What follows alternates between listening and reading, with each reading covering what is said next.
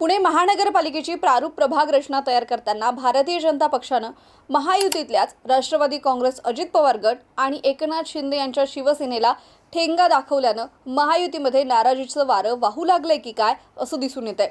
भाजपनं आगामी निवडणुकीमध्ये स्वबळावर 110 जागा जिंकण्याचं जाळं प्रभाग रचनेद्वारे विणल्याची चर्चा आहे। नगरविकास विभागाचे मंत्री असलेले एकनाथ शिंदे हे जाळं तोडणार का याबाबत कार्यकर्त्यांमध्ये पैज देखील लागली आहे। महानगरपालिकेनं सोमवारी प्रारूप प्रभाग रचना तयार करून ती नगरविकास विभागाला सादर केली। नगरविकास विभाग ही रचना राज्य निवडणूक आयोगाला सादर करणार आहे। राज्यातील सत्ताधारी पक्षाचा कायमच प्रभाग रचनेवर वर्चस्व राहिला आहे। यंदा देखील याला अपवाद नाहीये।